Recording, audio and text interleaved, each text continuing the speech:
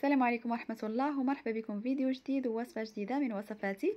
اليوم إن شاء الله غادي نحضر معكم حلوة سهلة ماهلة. حضروها حتى لآخر لحظة بدون فرن بثلاث مكونات فقط.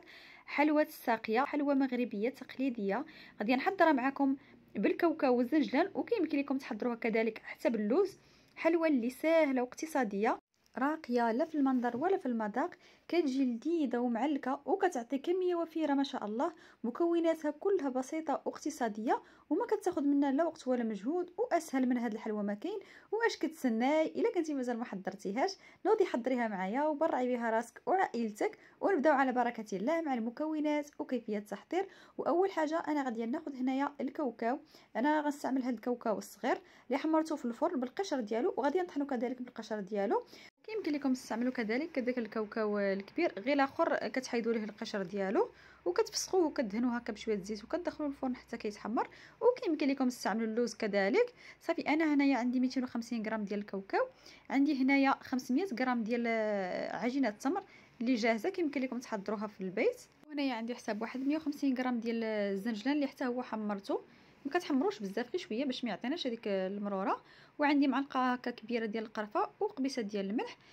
وصافي كانوا هادو هما المكونات. هنايا خديت واحد الهاشوار وغندير فيه هذاك الكاوكاو اللي بالقشر ديالو، يعني ما غنفسخو ما والو، وغادي نطحنوه. كتبقاو هكا طحنوه وكتشوفوا القوام ديالو. خاصو يكون يعني مسمد، ما يكونش مطحون بزاف وما يكونش غليظ، باش ملي ناكلو نحسو بهذاك المذاق ديال الكاوكاو، ما نحسوش به غير عجين كما كتشوفوا معايا، يعني على شكل داك الكسكسو الغليظ، بحال داك الكسكسو الغليظ كما كتشوفوا هنايا كما موضح امامكم. صافي خديت الزنجلان كذلك حتى هو غادي ندوزو في الهاشوار بنفس السمك ديال الكاوكاو، يعني كنهرمشوه. غادي نوضعوه حتى هو في هذاك لوبول، غادي نضيفوه على الكاوكاو. من بعد غادي ناخذ معلقه كبيره ديال القرفه، واحد القبيصه ديال الملح غادي نضيفهم كذلك.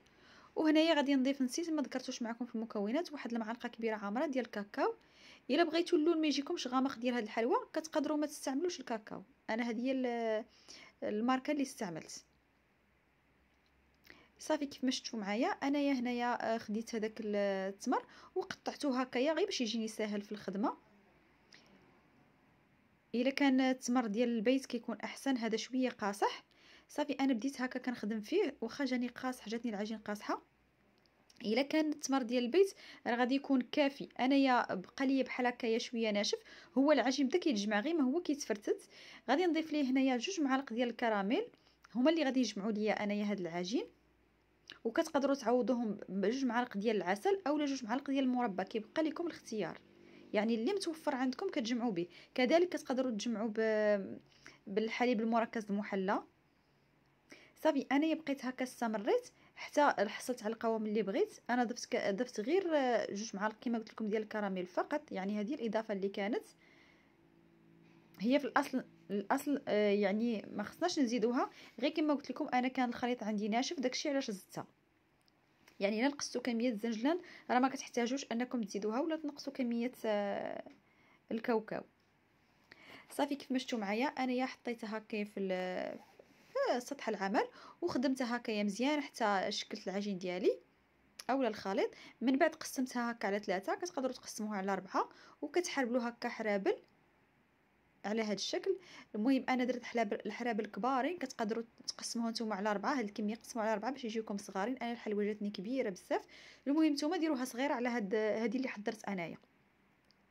صافي بعد ما حربلناهم هنايا كتاخذوا الزنجلان ابيض اولا الزنجلان العادي اللي كتحمروا غير شويه، غير كتصهدوه. انا غير صهدته في المقله وصافي، ومررت فيه هاد لي بودان ديالي كتمرهم هكا على هاد الشكل. الا ما بغاش يلصق ليكم، المهم راه كيلصق بكل سهوله، كتقدروا تدهنوه هكا بشويه ديال المزهر، راه كيلصق بكل سهوله. صافي بعد ما دوزت لي بودان ديالي كاملين هكايا في هاد الزنجلان، كتاخذوا هكايا واحد اما مغرفه اولا ملعقه خشبيه، وكتحاولوا ديروا واحد الحفره هكا في الوسط، يعني كديروا هذيك الساقيه كتشكلوها. انا بديت في الاول بهذه المغرفه، من بعد جاتني رقيقه وخديت هذيك الملعقه ديال العسل اللي كنهزوا بها العسل، شفتوا معايا. صافي وكتبقاو ديروا واحد الحفره هكا في الوسط، ولا ديروا غير بصبعكم كيف ما كملت انايا بحال هكايا. بالاصبع ديالكم حتى هي راه عمليه. غير الجوانب يكونوا مسدودين، الجوانب ما يكونوش محلولين، حتى حنا غنديروا الشوكولا اولا الشوكولاته البيضاء اللي مذابه راه غادي تصيح لكم الا خليتوهم محلولين. صافي انا كملت حتى كملت الحفيرات اللي عندي كاملين، يعني لي بودان ديالي كاملين على هذا الشكل. وانتم كتشدوا بايديكم، يعني كتشدوا البودان باش ما يتشققش معاكم. صافي كما شفتوا معايا على هذا الشكل كما موضح امامكم. من بعد ذوبت الشوكولاته البيضاء، اي شوكولا بيضاء، والشوكولاته اسود. شوكولاته اسود غير واحد شويه تقريبا هكا واحد 50 غرام، والشوكولاته البيضاء واحد 100 غرام من 140 غرام.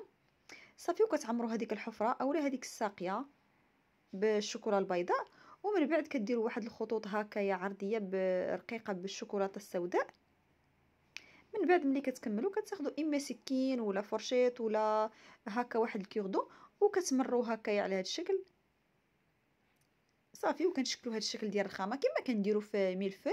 وصافي كيكونوا لي بودان ديالنا هكا واجدين. هنا اما كتخليهم هكا واحد 20 دقيقه ولا نص ساعه غير فوق سطح العمل وكتقطعوا، ولا كتدخلوهم المجمد ما بين دقيقه حتى ل2 دقائق. انا دخلتهم المجمد 2 دقائق، ولكن ملي خرجتهم لقيتهم ملي بديت كنقطع.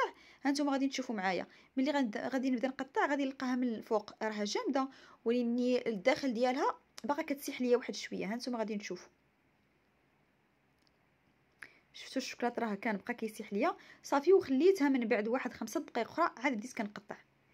غير هي السكين اللي تقطعوا بها خصها تكون حاده، وكتقطعوا هكا يعني تقطعوا تقطيعه واحده كما موضح امامكم. غير ما تخليوش الشوكولاط يجمد بزاف في الكونجيلاتور، الا خليتوه يجمد راه غير الحلوه غتقطع معاكم، الشوكولاط ما غاديش يبغي يتقطع. هذه غير كملاحظه. صافي انا استمريت هكا حتى قطعت الكميه اللي عندي كامله. وكما قلت لكم انا الطروفه ديال الحلوى راه عندي كبارين، كتقدروا تشكلوا 4 الحرابل اولا 4 البوده وكتخرج لكم كميه اكثر من هذه. المهم تبارك الله ما شاء الله راه كتخرج كميه وفيره، وهذه الحلوى راه كتجي لذيذه بزاف ومع الكاو. شوفوا معايا هنايا المنظر ديالها كيفاش كيجي والشكل ديالها كيفاش كيجي. صراحه حليوه اللي كتستحق التجربه وكتستحق انا نحطوها في الطبيله ديال فطور العيد. حلوه اللي مغربيه تقليديه، وكيف ما شفتوا مكوناتها بسيطه واقتصاديه وسهله بدون مجهود ولا كثره تعقيدات. وكانت هذه هي الوصفه ديال اليوم. كنتمنى انها تنال الاعجاب ديالكم، ولا عجبكم الاقتراح ديال اليوم ما تنسونيش من جيم فضلا وليس امرا، وبارطاجيو الوصفه مع كاع الناس اللي كتعرفوا باش كلشي يستافد. والا كنتو كتشاهدوا القناه ديالي لاول مره مرحبا بكم، ضغطوا على زر الاشتراك وفعلوا الجرس باش توصلوا بجديد كل وصفاتي. وهنا كيكون الفيديو ديال اليوم وصل النهايه ديالو. نتلاقاو في فيديو قادم مع وصفه جديده واقتراحات جداد. خليتكم في امان الله، مع السلامه.